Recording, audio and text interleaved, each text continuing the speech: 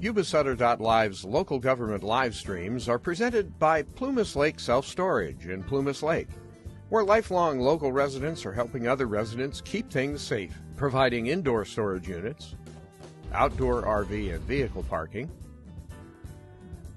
moving supplies, and Penske truck rentals. Details at plumaslakeselfstorage.com.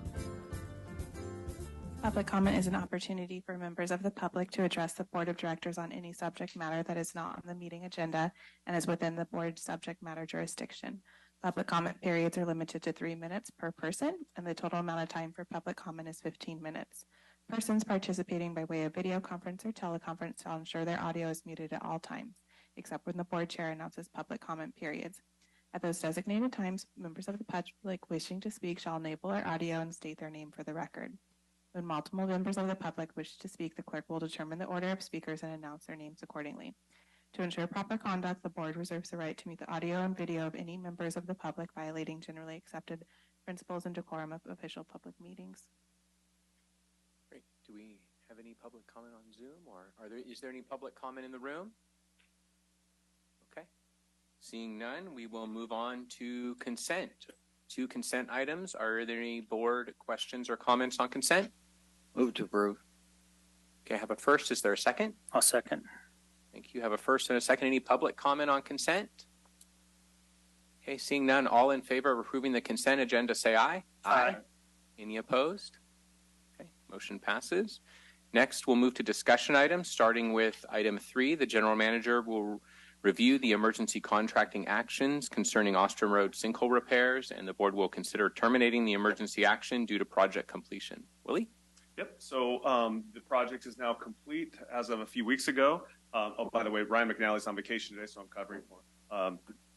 We spent around $2.93 million on the project. All the striping that we were waiting for was completed a couple weeks ago. So we recommend that the board closes out the emergency, and we'll give a final presentation of costs and scope and summary of the project at our November 7th board meeting.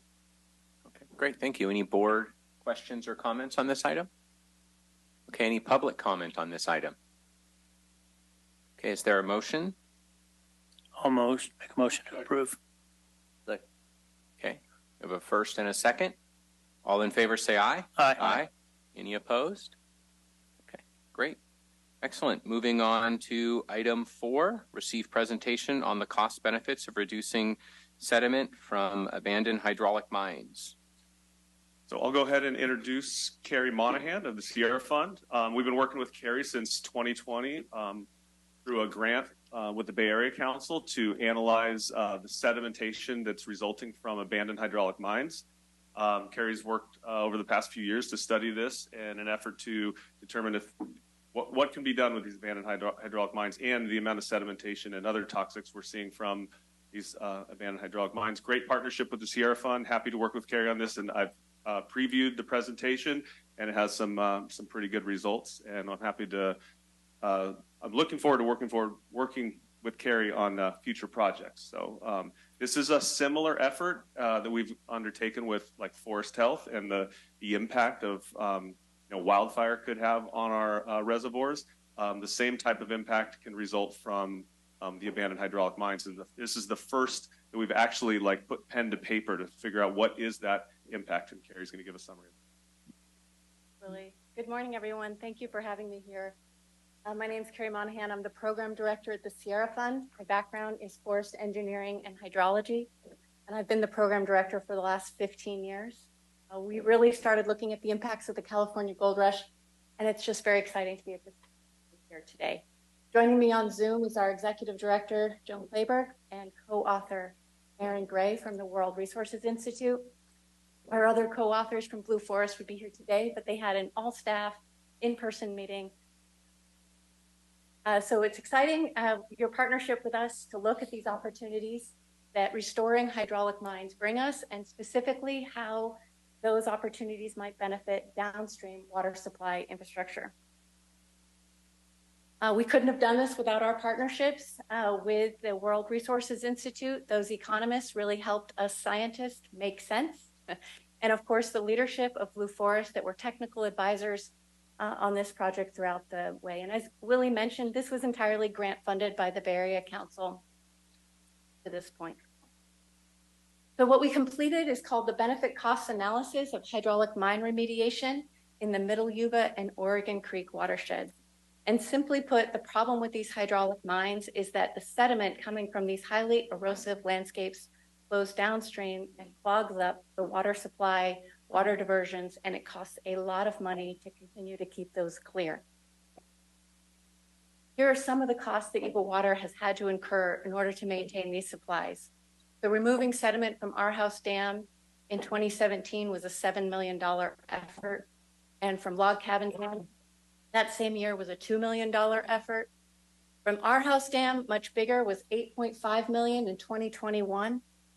And in 2018, again, $2.5 million was spent again to remove sediment from Log Cabin Dam. So in summary, over the last 5 years, Yuba Water's had to spend about $20 million to remove that sediment from those two impoundments. And over the next 30 years, Yuba Water's anticipated to spend much more on sediment removal at these two sites. So the two lead findings I came here to share with you today that we found from our efforts is that 80 to 90% of the sediment behind Log Cabin Dam and our house dam is actually from upstream hydraulic mines. That's annually, that sediment is coming down, and 80 to 90% of that arriving to the facilities is from those mine sites. That's mind-blowing right there, and just starting to understand how our watersheds function with these mine-scarred land. The second major finding is that for every dollar spent addressing the source of the problem, doing the hydraulic mine remediation, $2.9 can be saved in downstream maintenance. So a brief history, we know California has this gold rush history, and we know that there's 40,000 abandoned mines across the state. Hydraulic mining took place extensively in the Yuba River and Bear River watersheds. Hydraulic mining is using these high pressure water cannons or monitors to power wash away the hillsides. And what it's left us with are these highly erosive landscapes that continue to send sediment downstream. They also have stressed vegetation on them, and they are not currently incorporated in the fuels reduction treatments that are being planned at scale in the watershed. But that hopefully will change. So how did we figure out how much sediment is coming from these abandoned mine sites? We used multiple approaches to do this. The first was the aerial LiDAR that allowed us to map the sites to create an inventory of where they all are. From that inventory, we were able to do more detailed modeling and look at the watershed erosion prediction, or WEP model, for these sites. And we were able to predict how much sediment is coming off these sites. I am sure you hear a lot about models. I want to assure you that we also did site-specific analyses at our pilot projects with terrestrial LiDAR and our USGS scientist partners. So that terrestrial LiDAR allowed us to take direct measurements at the site and validate the model. And we found that the model itself was even being more conservative than what we were measuring on site. So our study area under Willie's direction was to look at the two sub-watersheds above these two impoundments. So we have the Oregon Creek sub-watershed above Log Cabin Dam and the Middle Yuba sub-watershed above our house dam. Oregon Creek is a smaller watershed, 18,000 acres, with 95 hydraulic mine sites on it, having about 396 acres of the hydraulic mine impacted areas. That, with our model, estimates about 44,000 cubic yards of sediment per year is coming from those mine sites. Middle Yuba is much larger watershed above our house dam with just 10 hydraulic mine sites, but summing up to a total of 922 acres and 53,000 cubic yards of sediment per year. So our major finding from looking at the erosion in these two watersheds is that 80 to 90% of the sediment is coming from abandoned mines upstream of these two impoundments. Good news is that we can greatly reduce the amount of sediment coming from these mine sites and save money in the operations and maintenance of these facilities in doing so. We can do that with hydraulic mine restoration. So the goals of restoring these sites are to reduce erosion to protect and secure the water supply facilities, reduce fuels to minimize the fire risk, and mend soils to support forest health and watershed resilience. What is hydraulic mine remediation? It includes all of these things. It includes the basic fuels treatments that these sites need and their surrounding areas need. It involves erosion control, slope recontouring of those steep slopes, soil amendments with biochar and wood chips, and revegetation with native seeds.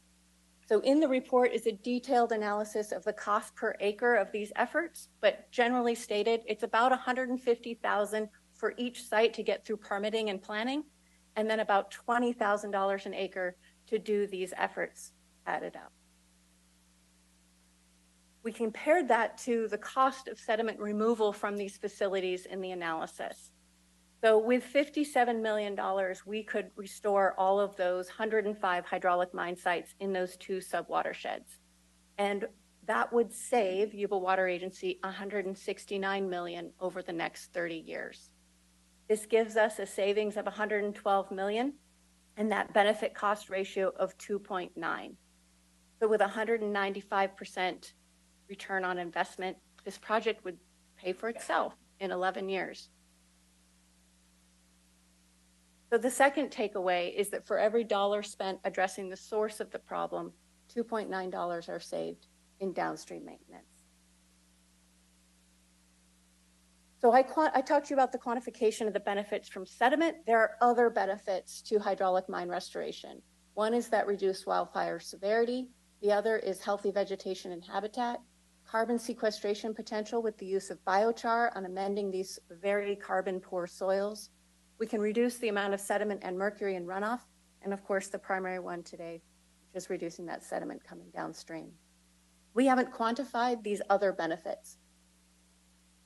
So if you take away only two things today, these are the same 2 points I keep mentioning. Shocking to find that 80 to 90% of the sediment coming from these denuded landscapes annually is entering Log Cabin and our house dam. The way Willie said that is that if we had watersheds without hydraulic mines, we'd only have 10 to 20% of the sediment that we have to deal with now. And that for every dollar spent addressing the source of the problem, we can save $2.9 in downstream maintenance. This is a picture of one of our pilot projects at Grizzly Creek, hydraulic dig-ins up by the city of Pike, where we're using different erosion control techniques in one of the drainage ditches at a hydraulic mine impacted pit. So thank you very much for having us. We greatly appreciate being brought to you here today so that we could present this to you. And honestly, congratulations on finding a truly multi-benefit approach to healing the landscape and managing our upper watersheds in a forward-thinking way. So thank you again for having me here. I'm happy to take questions, and my co-author, Erin Gray, is available as well. She's the brilliant economist behind a lot of these numbers that I'm sure you're interested in. And like I said, the report is painfully detailed. Thank you. Thank you, Carrie. Are there questions or comments from board members? The $2.9 is purely water agency, Yuba Water Agency savings. That doesn't mean savings for other agencies even farther downstream. That's just for us. That's correct. At just those 2 impoundments, that's why we made the boundaries of our study to be those 2 sub-watersheds for those 2 impoundments only. So we collected the costs. Thank you again to Curtis for telling us that, the costs of those 2 impoundments that are costing Yuba Water, and then we were able to compare that. And then you said that the soil there is carbon poor, and therefore there'd be carbon sequestration. Why is it carbon poor there? Because the hydraulic monitors were power washing away the topsoil in order to reach the auriferous gravels below that had that gold in it. And so they left sites where they'd taken off the overburden in the mining industry, as it's called, and exposed the more auriferous and erosive rock below. It just is carbon poor the deeper you go. Do we get carbon credits for this? So this would be the next step that I would love to take and further the analysis. I cannot tell you the excitement that the biochar industry has around this need for biochar, because we're talking about tons of biochar per acre, and they're making that biochar with the fuels they're removing as part of these wildfire reduction efforts. They're making it, they want a market for it. We could be that market. So by putting biochar on the landscape, we know it's a no regret effort, like we're not causing any harm, we're adding carbon. We need to still measure how much carbon we successfully sequester long-term and build those soil profiles. At Grizzly Creek, and again, I would love to do a tour with you out there. We could show you our test plots where we're looking at some of these soil health benefits, both soil moisture, soil temperature reduction, and carbon dioxide off-gassing with the establishment of a healthy soil microbiome with the biochar in these plots. I hope that answers your question. Like, I think so. Let's look at it. Yeah, so I guess, so does it have to be seasonally targeted as far as date of when you make your soil remediation so that it doesn't erode immediately away? Do you have to come in at a very specific window, make those adjustments, have the natural forces occur that are going to let it root? Yeah, this is a great question. So with the erosion control techniques that we're piloting at these sites, we're using process-based restoration techniques. You saw some of them done by hand. One rock dams, post-assisted log structures, and other small kind of water detention facilities. So if the biochar does move off-site, because we plan to broadcast it in like 2 inches across the denuded areas, it can move and get trapped behind those tiny interstitial spaces, behind those post-assisted log structures, benefiting more water filtration. We're trying to hold it on site with these features. Will it move? Yes. Time of year of application? No, I don't think we know that much detail about that yet. Get it on there, get it through a few winters, and take the process-based approach, which is come back next year, see how everything went, and adjust as we go. Because we are still at the pilot phase. We have Grizzly Creek hydraulic mine as a pilot project, and we're moving into Tippecanoe, which is about 3 times as large. You'll be glad to know we're working now with Sam Diaz from CEQA on designing a Tippecanoe site plan. So we're starting to get some of these, formidable engineers behind some of the efforts that we're doing, and really excited to be learning more. I think you answered my question. When I first saw your millions of dollars for the amount of cubic yards, it looked like a huge amount. I think you're telling me that you're trying to move the cubic yards within the site, and then the picture you had about stopping erosion with gullies and boulders and stuff. So is that the main cost? What is the main cost of fixing a site? Yeah, the biggest cost category is going to be slope recontouring with heavy equipment. Sloping back the steep slopes so that we can get an angle of repose, and how we establish the biochar and vegetation on those steep slopes, that's going to be the biggest expense.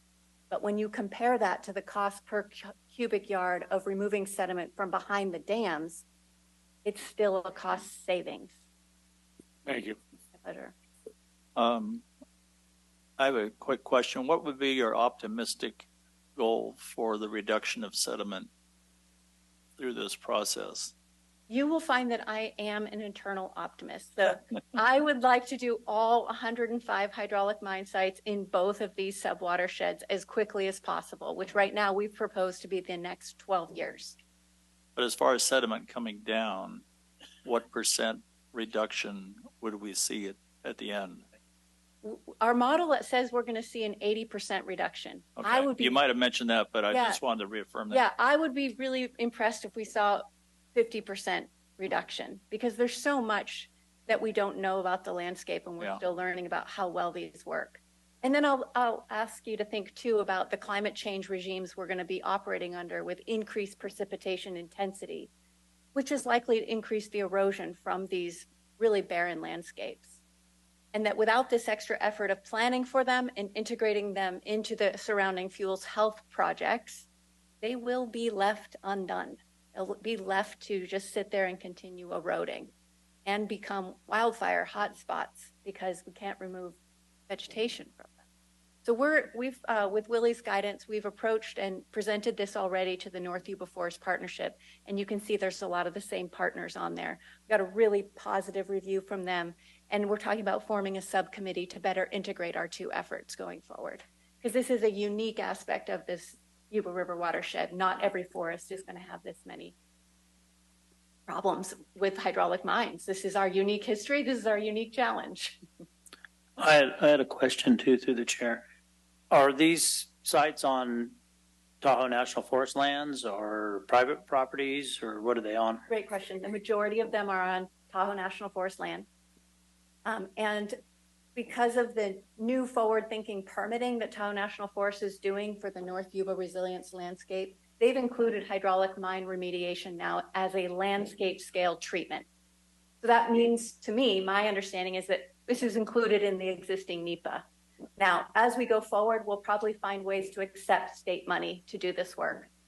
And that state money will require us to also have a CEQA strategy.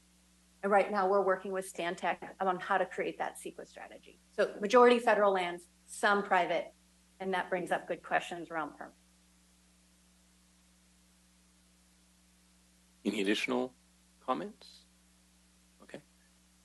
Go ahead, Willie. So I'd just like to point out this is an example of how we try to leverage outside funds to benefit the agency. And we got this, well, Carrie actually brought this to us in 2019, the opportunity to get a Bay Area Council grant and work with the Sierra Fund or strike a new relationship with a new NGO to work on something that we're interested in. And Carrie was able to focus it on our sub-watersheds, the log cabin and our house dam sub-basins that we've, as she showed, experienced significant costs every 5 to 10 years in digging out the sediment. For many years, I've challenged our engineering team to find a better way to remove the sediment every 5 to 10 years. Different ways of excavating, getting some type of dredge inside in these impoundments, different permitting strategies, flushing the material through the dam, which we've tried multiple times. The reality is we're just treating the symptom by digging that out. We really need to have a cure, and the cure is stabilizing these. And like she said, the way I saw that 80 to 90% is it's not an 80 to 90% volume of material coming from hydraulic mines. Think of it, once you restore those mines or make them look like the forests that surround them, you have the natural process then, which is 10 to 20%. Erosion is natural in our forests. We need to get our forests, our subwatersheds, back into the natural condition. This is where I talk about, this is very similar to the forest restoration we're doing in the North Yuba Forest Partnership. It's just a different type of treatment. It's restoring the hydraulic mines versus restoring the forest, which is basically a vegetation density situation. This is kind of reforestation of denuded areas. So great partnership with Carrie. Oro, what was that word? Oro something soils? Auriferous. Auriferous soils. Listen to this. She's a PhD. I think pick good people to partner with, right? Smart people. So, Carrie, thank you so much. You nailed it. It's a wonderful partnership. We look forward to working with you on this. Thank you so much for having me. Appreciate your questions. Thank you, Carrie. Great presentation. Any public comment on this item before we move on? Okay. Seeing none, we will move on to item 5, receive presentation on strategic priority number 6 from the agency strategic plan and the administration division. Morning, Terry. Good morning.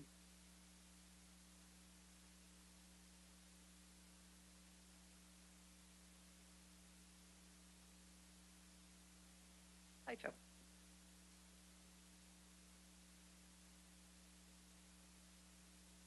Good morning. You remember, they might be painful memories, but most of last year, we worked on updating our 5-year strategic plan and came up with 6 strategic priorities on flood risk reduction, water supply, power systems, FERC license and resource planning, administration and finance, and number 6 is economic development, community impact. I'm not supposed to say economic development, community impact.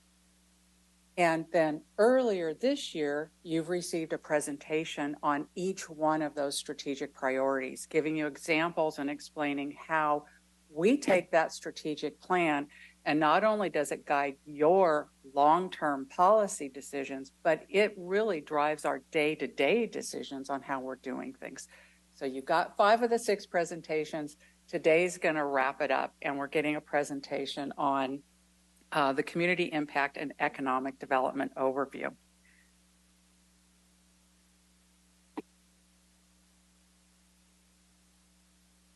So strategic priority number 6 is to proactively engage in developing a robust, diverse Yuba County economy and improve the overall well-being of Yuba County residents by investing in projects that offer strategic benefit and regulatory security. Let me just say from the get-go, we wouldn't be able to do number 6 if we weren't doing 1 through 5 really well, right? Those are our main mission areas: flood risk reduction, water supply, and those things. And everything we do in those strategic priority areas are for the benefit of the people of Yuba County as well. So, you know, I kind of jokingly say I'm not supposed to say economic development. That's because that's not in our agency act. As a special district, our missions, as you've heard me say a zillion times, are flood risk reduction, water supply, everything we need to do to keep our FERC license. But we can invest in the community in those areas. And so that's our job. We don't want to take the job away from the county and the cities who do economic development. So those are the entities that are really out there, you know, trying to find businesses to come to Yuba County. Yes, to Yuba is doing a great job at doing that.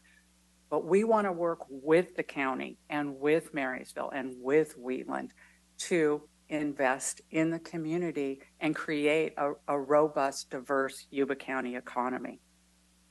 We're also working with Beal, by the way, quite a bit in doing that. So in this strategic priority, as you recall, every strategic priority has objectives under it. So the first 2 objectives in strategic priority number 6, the first one is, you can read it, but basically it says, hey, do what we're supposed to be doing. Invest in flood risk reduction and water supply and water infrastructure for a few reasons. One is we're really the only ones in the county that do this. We've taken on that responsibility. And we can't have a robust, resilient economy without flood risk reduction and water supply. I guess the best example of that one is, we all know how long the Peachtree Mall sat vacant after it was flooded in 1986. Businesses aren't going to invest in a flood-prone area. And I think that's been proven over and over. So everything we do in our strategic plan is for the economy. and is for the benefit of the people of Yuba County. Objective number 2 is, and hey, we don't do that on our own. We work with our partners, our local government partners in the county to do all those things. We're just, for a couple reasons. One is, hey, we can't do everything. As I said, economic development is in the purview of the county and the cities, but we can help them. We can work with them. The second reason I really like this objective is we're just too small not to work together. It's just crazy to waste resources here by not collaborating and all rowing in the same direction.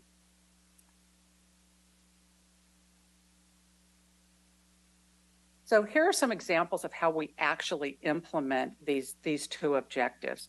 And one of them is through planning and developing plans. I heard those secret little groans there. Oh God, not another plan. Government is so good at developing plans and then nothing ever happens. Well, not here in Yuba County. We develop plans so that we can implement those plans, not so that they just sit on the shelf. Our strategic plan is a really good example of that. We don't just put it on the shelf. We actually look at it. We bring it back to you all the time. And one of the things we have, frankly, taken the lead on in the county is developing those big, all-encompassing plans. Some of them are required by the state. Some of them we've just done on our own. So here are some examples of the plans that we have led the way in developing to further the goals in the strategic plan. The Accord, the Ag Water Management Plan. Ag is our main industry here. That one is required by the state. The Integrated Regional Water Management Plan. You'll hear us often call this the IRWM. This is a state-mandated plan by region. And so I think there are 27 regions for the IRWM in California. Ours happens to be the boundaries of Yuba County. So what that plan is bringing together all of the entities that touch water, right? All of the reclamation districts, the irrigation districts, the cities, the county, us, and we all put our projects that we want to do that we think really need to be done in the county, the infrastructure projects, into one plan. So that, one, everybody knows what everybody else is doing. So that when, okay, this is a really simple example. When somebody's going to dig up a road to put in a pipe, the county knows it because you know it's the county's road. And maybe there's other work that can be done at the same time that road is dug up. So that's a really simple example, but there needs to be that integration, that collaboration on these kinds of projects. The second reason to be in the IRWM is to get outside funding. And so we have leveraged $7 million locally to bring in a little over $19 million for all of the partners, the different partners in the IRWM plan. You've all heard about the Groundwater Sustainability Plan. We are the Sustainable Groundwater Agency for the majority of the county, for both basins, and we collaborate with Cordova and Marysville, who are their own SGAs. So that's a major plan that we took the lead on again. And then the final plan is the Economic Development Strategic Plan. You recall that just a few years back, when our board decided it's time for us to really invest in economic development, we hired Lon Padamia and his group to develop a strategic plan for us. Again, so that we'd all be rowing in the same direction. The other reason we wanted that plan is so that we could clearly identify what projects are in our mission areas and what aren't.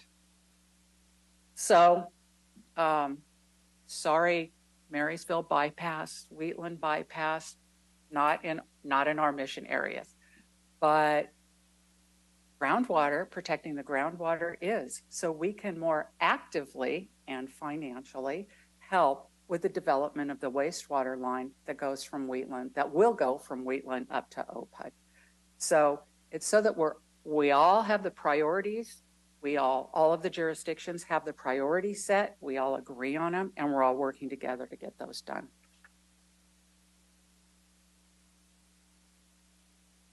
So another, probably the best example of how we stay in our mission areas and we collaborate with our partners in the community is through our community impact grant and loan program. So, you know, we've given grants for a really long time. Before 2017, 2018, they were little grants. You know, we might be able to afford $30,000 on something or $40,000 on something. And then after we came out from under PG&E and we started kind of getting a little more comfortable with our revenue generation and how things were going to go, that grew and grew to the point where a few years back we decided, okay, we need to have a little more structure to this grant program so that we can ensure that we're consistent, we're fair, and that we're effectively distributing funds. And we have funded studies, projects, but our favorite thing to do is to pay the local share of a grant that we get from the state or the feds. And it's usually, it's not us, it's our partner agencies who will take our local share and go out and get many millions more dollars. We have 6 areas in our grant program. So we developed a policy. It's your policy. You've approved the policy. There are 6 areas that we fund in our local grant program: flood risk reduction, water supply, watershed resilience, water education, water conservation, and the Bill Shaw Rescue Equipment and Training Grants for the first responder areas. So we have 6 different program areas, and we have a program manager for each of those areas. We didn't hire separate people. You know, Jackie runs the Bill Shaw grant, Ryan runs the water supply, Joanna runs the watershed resilient grant programs. And those are the people that when we get the grant applications in, they analyze it, they work to see, okay, is this doable? Did they do enough planning on this? Is this a responsible grant to be giving? We work very closely with the grant, the application, the grantee, to make sure, hey, do you have the capacity to do this? What else are you going to need to do it? Are you sure you're going to get it done this year, or are you going to get part of it done next year? I'm not sure you guys are ready for this. Maybe next year you should come and apply for it again. So we formalized the grant program just a little compared to like a grant application program at the state. We're really easy. We're really streamlined. But having this application period, and we have 2. We have one in March, and we just finished one in September. So the pod will be getting together pretty soon to see the recommendations of the staff on what grants should be funded, and then it will be coming to the board, I'm guessing in November, for your decision on funding those. This morning, you received, and this has been attached to the agenda item, a whole listing of all of the grants we have given from 2018 to 2023 fiscal years. Overall, it's about $57 million, and this shows the breakdown of where those went. So the bulk of them went to flood risk reduction, almost $34 million. Water supply, about $14 million. Water resilience is about $7 million. You can see the rest from there. If any of you would like more information, there's a lot of detail that goes into that chart. And thank you, Mandy, for making it look readable for everybody. But we do have all that information thanks to Curtis and his team. So in addition to the grants we give out, we also have, it's a grant and loan program. So let me explain a couple things about the loans. We've, it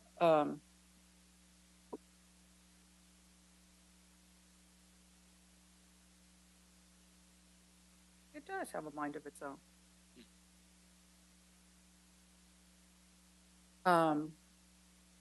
Let me just explain a little bit about the loan program. We all know we have reserves, and we have a bit of money sitting with the county treasury. And so we like actually giving loans because then they get paid back and we can use that money again to invest. I just want to explain the loans really quickly so that you have a good understanding of we're not just giving money away, they're loans. Probably the biggest one you hear about is that we make a loan every year to the county, and that is for prepayment of their unfunded liability with PERS. So the county pays, what they're supposed to pay every year. But a few years back, PERS started saying, hey, you guys need everybody. It wasn't just Yuba County. Everybody needs to pay a little extra every year because we're underfunded. And so this is, I don't know, now it's up to $10 to $15 million a year. The county can pay it in two ways. They can pay a lump sum up front, or they could pay it on a monthly basis to PERS throughout the year at 7% interest. And so we loan them the money to be able to make that payment up front, thus saving them the 7% interest for the year on that money. And they in turn pay us the interest that we would have earned if that money had just sat in the treasury. So it's a real win-win. But I want to be clear, we don't pay down the county's unfunded liability. We loan them the money, they use it, and then they pay us back. And they have been very good about paying us back every year. Thus, the board continues to approve making that loan. We've also made we've made a few cash flow loans, for instance, for Trilla to finish up some of their projects. Sometimes waiting for payment from the state is a little tiresome. And so they can continue on their projects and wrap them up knowing that that money is coming. It's just a cash flow loan. We've also made some other cash flow type loans or other loans to agencies throughout the county for the wastewater project, going from the design and engineering. Half of that money was grant that we paid for, and half of it is in loan. So that once the wastewater line is up and running and there are fees coming to those jurisdictions, we will get paid back. So now on to this slide. So I said, even in our loans and our grants, we really like to use our local share to leverage external funding. And literally, it's in the hundreds of millions of dollars that we have been able to bring in because of our local share. Some examples there in the watershed resilience program, the forest health. We put in not quite 11 million to leverage 172 million from other sources. 5.4 million to Yuba County for a $21 million grant from California Transportation. Dan Peterson was famous for this, from the county coming to us for the local share, because if we promised to pay the local share up front when they applied for the loans, they got extra points. And that's why I think Yuba County, one of the reasons Yuba County has been pretty successful in getting those grants.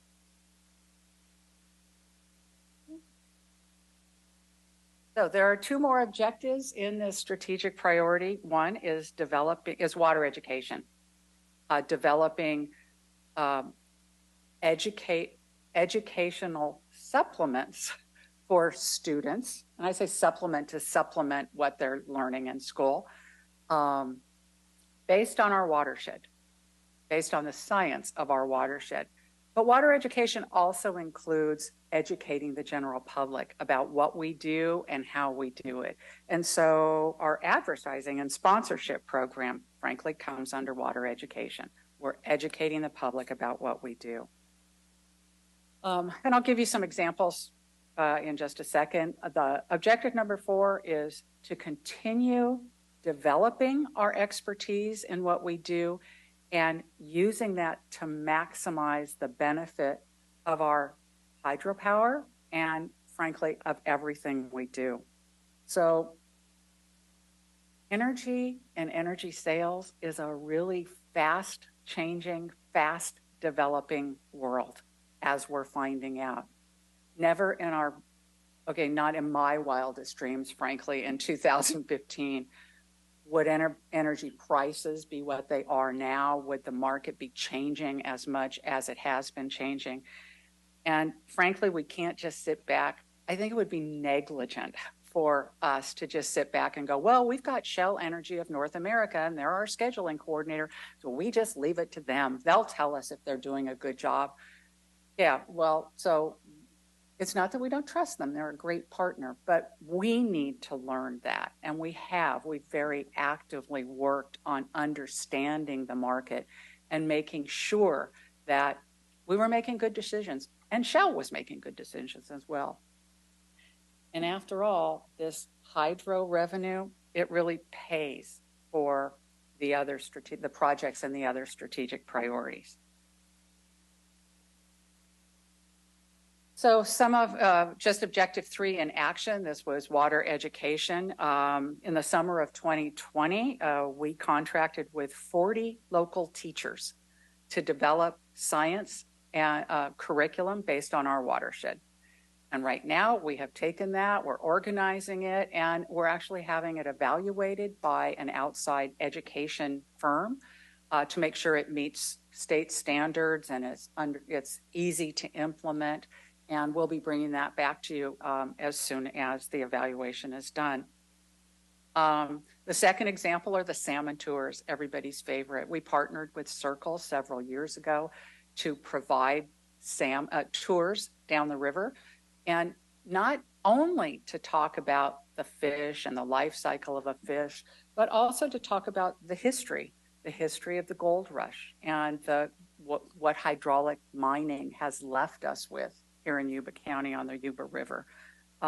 It talks about the native tribes and the history of that. And also gets into a lot of other wildlife, not just the salmon. So we continue to sponsor that. And now I think we have just about all the fourth graders in the county who are able to go on that trip now every year. We also have a Fish in the Classroom. Fish in the Classroom has been going on now for more than 30 years. It's a volunteer-run program. It was originally developed by the state, and we picked it up, and have been running with it for 30 years, thanks to some very dedicated volunteers. And it actually takes tanks into the classrooms with chillers, with salmon eggs. And the kids in the classroom get to watch the eggs and see what happens. And then when the fish are ready to go to the river, we will pay for the buses to take the kids on a field trip to the river and let the fish out. And so it's a really cool program, really interactive. And so that's why it's been going for so long. So we're going to continue working on making an impact in water education and supplementing what we can for the schools. I'm being really careful in the way I say that because we're not educators. We aren't the schools. And they're the experts. And also, okay, this is just me talking. Oh my gosh, it's like a big black hole. You could just keep pouring money into water education. And we need to be cautious, and we need to make sure it's having the impact that we want it to have. On the leveraging our expertise, a couple of examples there. One of them is the partnership that you just heard about.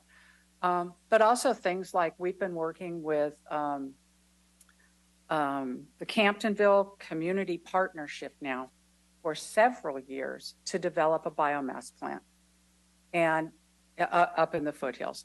That would be hugely beneficial to our forest health efforts. And it has really tapped into our energy expertise to help them with that. They have been very good about getting grants from the state to develop that, but we continue to work with them. And controversial as it may be, I will just say, hey, this led us to working with Marysville on Ellis Lake. We do have expertise in water and water clarity. And a few years back, we were able to fund consultants, experts, limnologists who came in to analyze the lake and come up with a long-term plan. And my understanding now is that Marysville is going forward with one of the steps in that plan, which is to treat the water coming out of the well to replenish the lake. So that's one area where we were able to leverage our expertise in water, as well as working with the biomass plant on energy. So that's it. I've been talking a lot at you. Sorry. Just want to open it up if there's any questions or comments.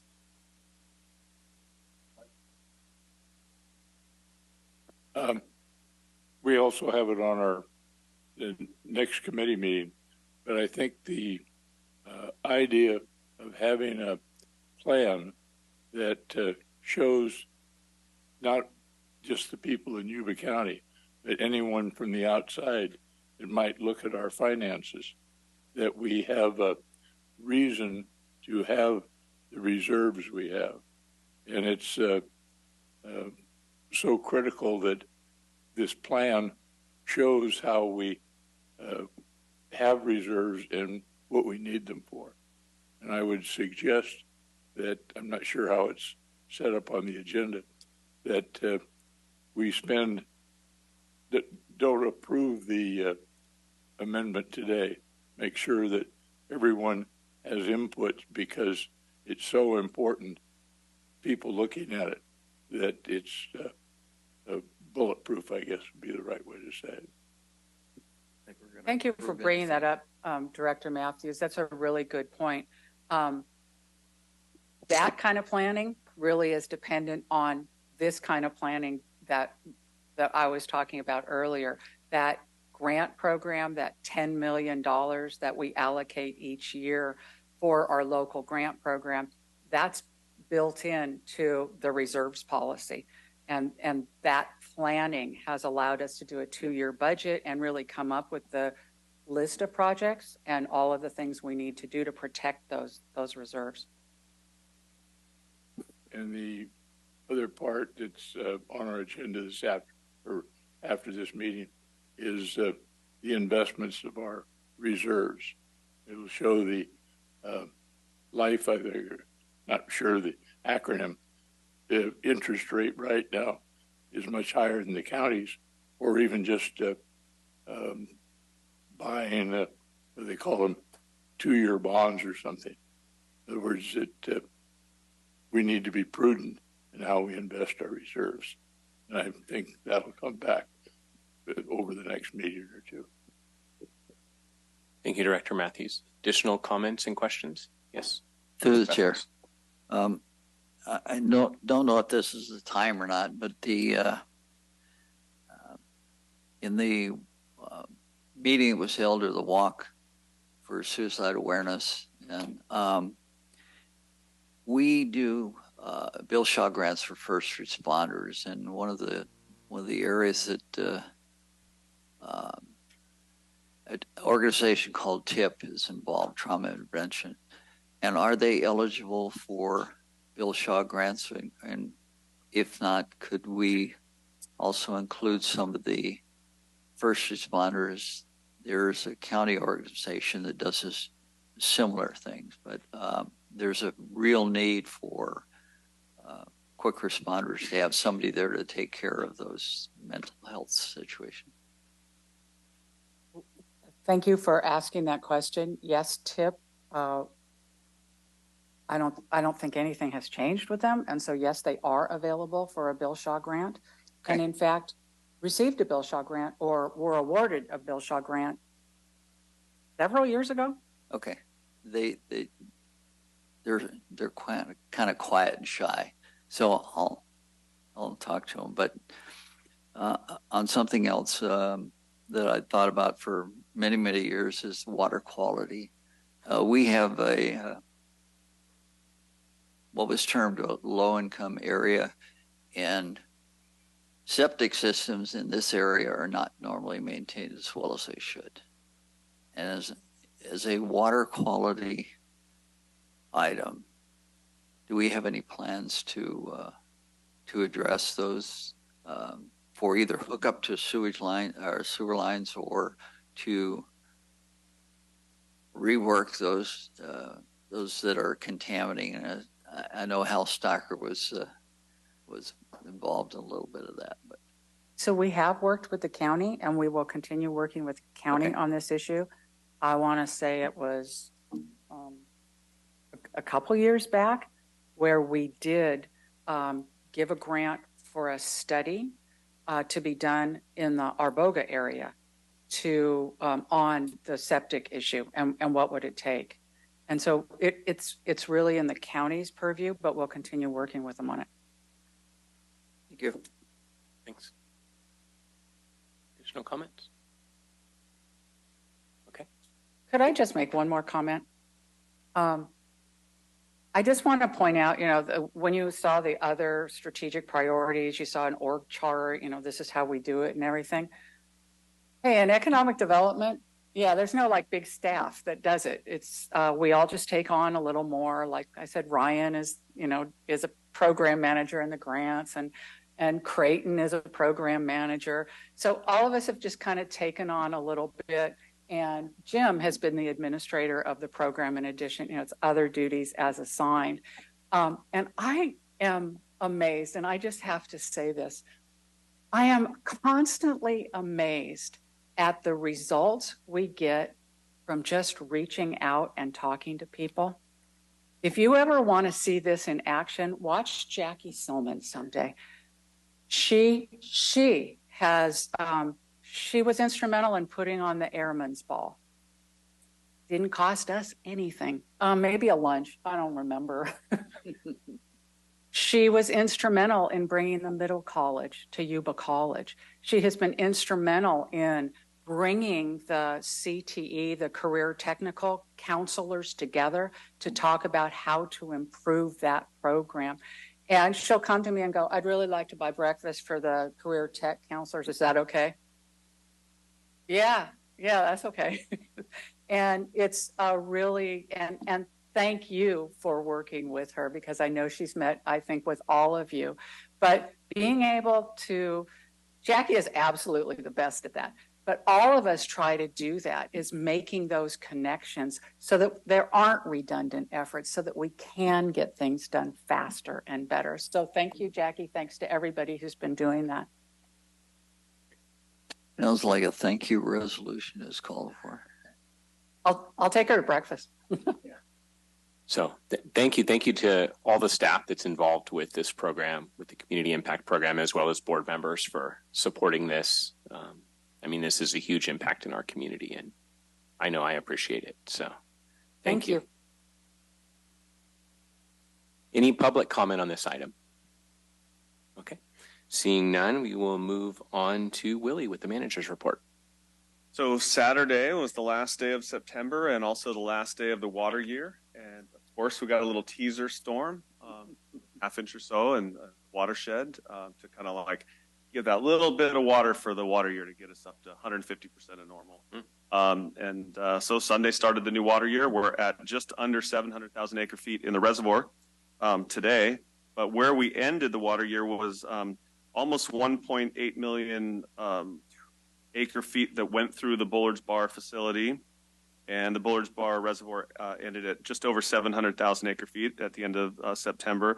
We had 52.5 inches of precipitation at Colgate, which is 131% of normal. So I've been reporting this to you all year, but now that the water year is over, those are our final numbers. We had an excellent water year, and storage in the reservoir is great. I've got some revenue numbers for you from August. The generation for August was 185,000 megawatt hours, and our forecast was 160,000 megawatt hours. As we get through the springtime, kind of the unknown hydrology period, and we get into the summer and the fall, we get a little bit better at forecasting our generation, both in particular the volume of throughput. So we were just slightly above our forecast there, but our revenue was a little bit more. So we had an actual revenue of 13.9 million with a forecast of 10.4. So that's basically the increased market that Terry mentioned in her report that we've seen over the past year. And then our other products, RA, carbon-free, and renewable energy credits totaled 8.7 million for August. So we had an excellent August. The crew is kind of at the tail end of recreation season and basically preparing for the winter season, replacing log booms. The last couple of weeks, they were cleaning road ditches and that type of stuff. Yesterday, they shut down the Narrows 2 unit for the annual outage, and it's basically the entire month of October that unit will be shut down. Narrows 1 and the bypass valve at Narrows 2 are running just over 700 cubic feet per second right now. We'll probably see an increased demand by the irrigators in the middle of the month for fall flood up following rice harvest. So all is going well with operations and maintenance at the plant. We're also doing well with the construction of the new admin building and warehouse with Hilbers and in Oregon House. They basically have all the excavation done. They're starting to do the rough plumbing and electrical conduit type stuff, getting ready for the foundation. They're going to try and get all the foundations poured so that they're kind of out of the dirt by, let's say, significant rainy season. So I've been talking to you since June about El Nino. We are definitely in the temperature conditions in the Eastern Pacific are in an El Nino condition. And the one additional point I'd like to make today is on the bottom of page 7 in your report. It's tough to read because the image had to be shrunk down to fit on the page, but you can just see it by looking at the colors. There's 8 El Nino years shown in that graphic. And you'll see that only 3 of the 8 show significantly more precipitation in an El Nino year. The other ones, although they don't show significantly more precipitation, they show about average. That kind of white color you see there is average. So we're not, when we talk about El Nino, what I think about I think about like the 1998 El Nino we had where it basically rained. It wasn't a flood year. We didn't have a peak storm that was impactful, but we just had rain from January to June. Constant rain with a day break and then 10 more days of rain and then a day break and more rain. So that's what I remember. But not all El Nino years are like that. And I just wanted to point out that this graphic here, that kind of shows you the El Ninos we've been monitoring since about 1950. That what it indicates is we'll at least get like an average type of an inflow. So I wanted to point that out. I want to thank John James for providing that graphic as well. Okay. Last Thursday, the State Water Board released their draft staff report in support of the updates to the Bay Delta Water Quality Control Plan. And this report, which is over 6,000 pages long, is the equivalent of a CEQA analysis of the State Water Board staff's proposed unimpaired flow approach, the voluntary agreement proposal, and other alternatives for updating the Water Quality Control Plan. Agency staff and consultants are reviewing the staff report, and we're coordinating our response in advance of upcoming workshops and comment periods. I think comments end on December 15th. This is kind of a major milestone in our effort to push forward a VA, voluntary agreement. This relates not only to Yuba Water Agency, but basically everyone in the Sac Valley. So all of the teams we've been working with from other water districts and water agencies and their attorneys and consultants are reviewing this draft report, and we'll be getting together and working with them to see how we comment on it and how we make sure that we're protecting our water resources. More to come on that one. The Appeal Democrat had an article promoting the new Food and Water Festival. That was on Saturday, and at the Alcoof Center, I heard it went really well. We were featured prominently in that. The appeal also covered the grant to North Yuba Water District awarded at the last meeting and an update to Ellis Lake that mentioned their intent to apply for a grant from us, as well as our previous support to the city on improving the lake. We were also included in Circle's coverage of the Yuba River cleanup, which was featured in the appeal and YubaNet, as well as Nevada City radio coverage. We have sponsored the Casa de Esperanza Where Hope Grows Garden on October 7th. We will sponsor and have walkers participating in the Pink October Walk on October 10th. We are touring some VIPs from Beale, and on October 11th, we're touring folks from Department of Water Resources, the Army Corps, Yuba County OES, and a Yuba College screening of documentary we're featured in California's Watershed Healing will take place on October 11th. On October 13th, we're sponsoring Rio del Oro Elementary's Harvest Festival, On the 14th, we'll have a table at the Oktoberfest in Plumas Lake for a mini Be Prepared fair, talking about our flood risk. We will also participate in the larger Be Prepared fair on the 19th. And on the night of the 14th, we're sponsoring both the Marysville High Hall of Fame dinner and Back the Badge, Badges and Bows Gala. Our next board meeting is October 17th, and I think we have an ABP meeting following this meeting today. Thank you. Thank you. Any questions from board members? Yes, Charlie. You reviewed the Narrows one. I thought it generated at 600. I see that it's 400. I see the generation at 400 against, I thought the generator was made 600. Narrows 1 can generate at just over 700. And however, when you use the combination of Narrows 1 plus the bypass valve at Narrows 2, due to the Narrows 2 outage, we don't like running the large bypass at Narrows 2 less than 300 CFS due to damage of the seats. The seats are the seals that seal it up when you open and close it. So we've been operating it. We kind of have a minimum of 300 unless it's an emergency that we operate it for long term, because it's going to be operated for a month, or it'll go up and down over the month, but it'll be operated for a month. We don't want to operate it for a month at a lower flow. Thank you. And Charlie, I caught that too, and I was thinking, what's going on here? But I remembered that we had that condition with that. I reported at our last board meeting, we did have plans to do a bunch of work on that valve this year, but we postponed that to next year due to some complications with that outage. So we'll fix that valve next season and hopefully be able to operate it in its full range. Because the 200 or 300 we lose for the month, what type of dollars is that, just roughly? Oh, so let's just say we're at 9 instead of 12, so 3 megawatts for a month. So you can do the math, but you lose about probably less than 3 megawatts for the month of October. Now, that's not to say that once we get some more irrigation demand in the middle of the month for fall flood up, we will add that to Narrows 1. We won't add it to the bypass valve. Very good. Thank you. Thank you, Willie. Okay, next we'll move on to Director's Reports. Director Vasquez. Okay, Director Blazer. We helped sponsor the Say Love fundraising dinner, and I attended that. That's a pretty unique, impressive group. I'm generally aware, most of us are aware of the work they do, but I think that's pretty unique, bringing the community together. They had a big turnout, so it was very successful. On another note, the agency was recognized by Blue Zone at one point, right? So yesterday evening, the Brick, if you know where the Brick Coffee House is, that was recognized also as a Blue Zone operation. It was kind of unique because we had 3 generations of owners there. I was there, Heather was there, and then the new owner, Kim, was there. But it was a really nice turnout. That was it. Great, thank you. Director Fuhr. I feel like there's something rigged at the Say Love event because somebody won a gun.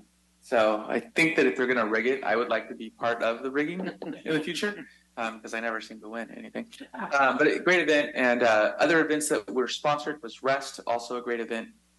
We've partnered with AHA, the Alliance for Hispanic Advancement. They got to sit at our table for that event, so that went well.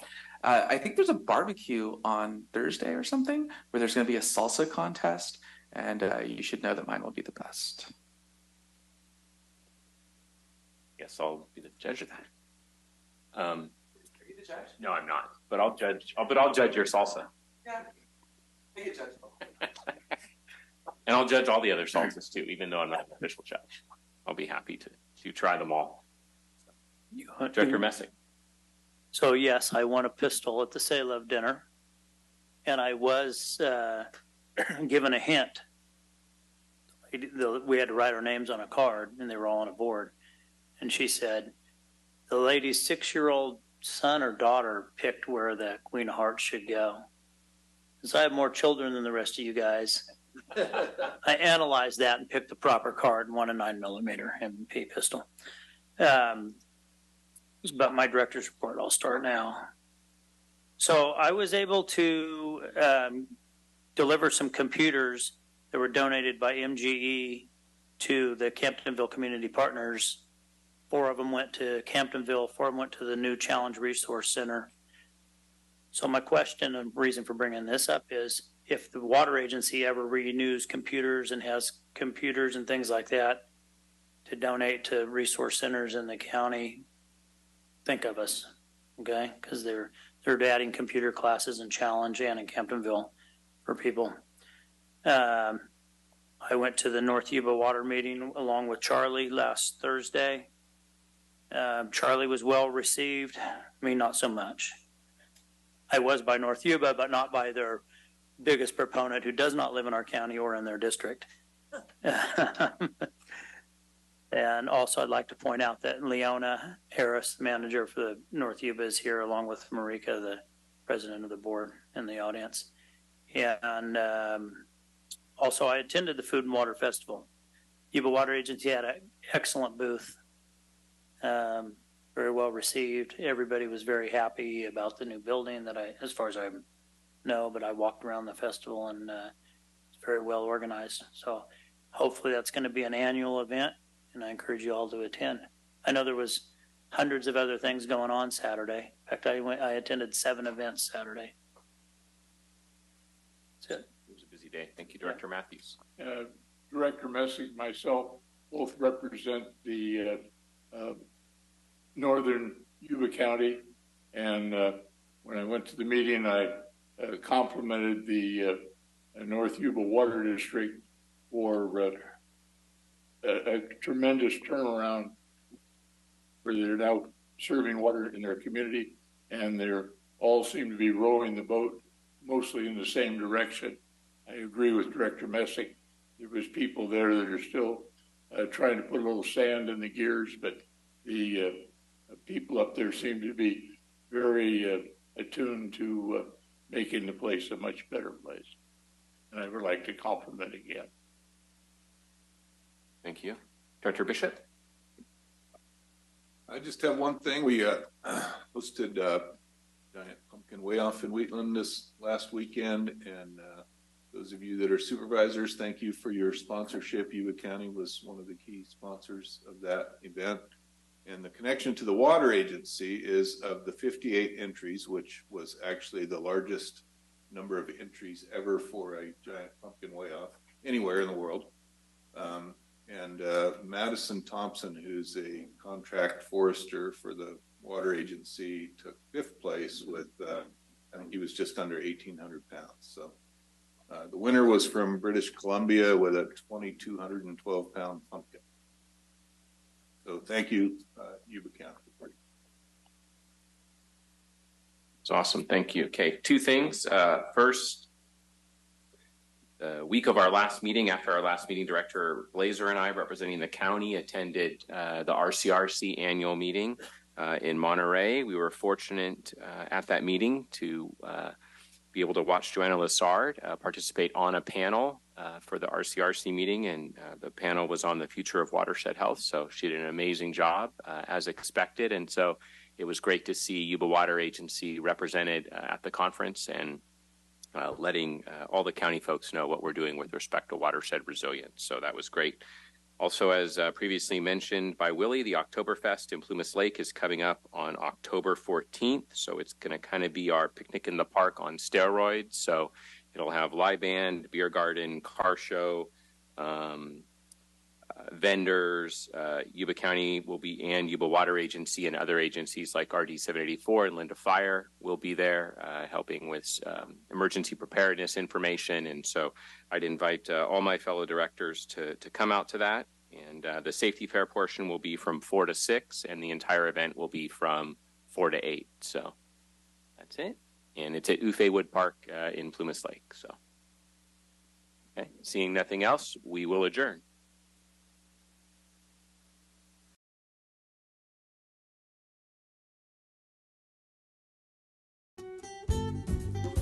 Yuba-Sutter.live's local government live streams are presented by Plumas Lake Self-Storage in Plumas Lake, where lifelong local residents are helping other residents keep things safe, providing indoor storage units, outdoor RV and vehicle parking, moving supplies, and Penske truck rentals. Details at plumaslakeselfstorage.com.